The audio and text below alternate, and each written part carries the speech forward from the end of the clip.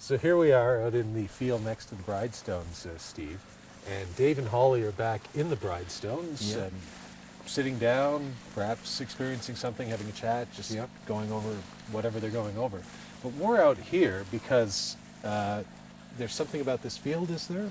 Yeah, running parallel next to the Bridestones, we have a field where there's a geological fault which passes right through the centre, which is only 100 yards away, literally, from the Bridestones. As it reaches down to the bottom of the field, we have another fault, which is copper. And there was obviously a lot of mining maybe at some stage around here.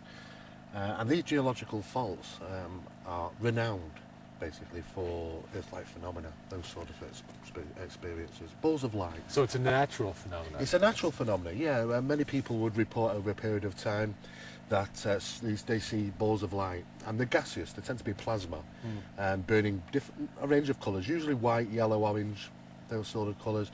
And sometimes they'll seem to be moving.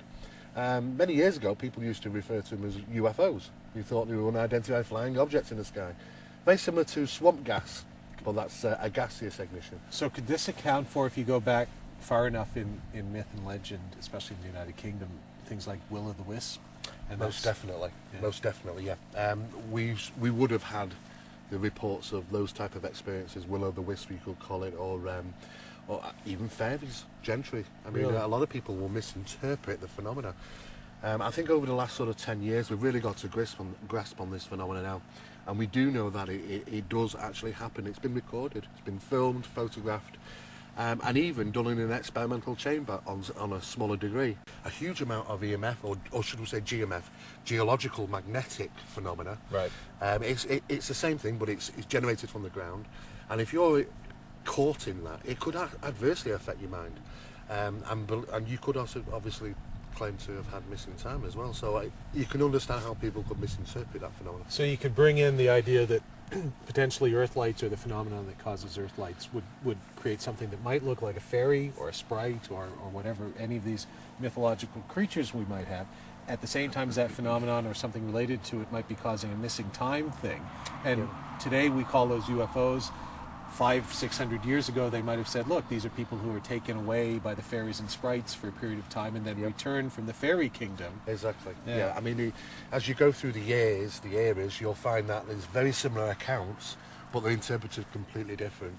At one time it would have been fairies, at another time it would have been spirits of their ancestors, another time it would have been paranormal. Some people refer to it as UFO. It's so many different things. For us to reach a conclusion, a rational explanation is just as advantageous to us as it was something unusual. I wonder if the ancients stood in a field of poo. That's cow dung. Hopefully not. Cow dung or whatever it is that we have here. Okay, well, maybe we should go back and see what Holly and Dave Yes, I'd love to find out. Like I was saying earlier, the nice thing is about the smallness of the space, that those DVR cameras, we've got the thing covered from every angle. So if there is anything tonight, we should hopefully have it. All right, let's be careful where we walk.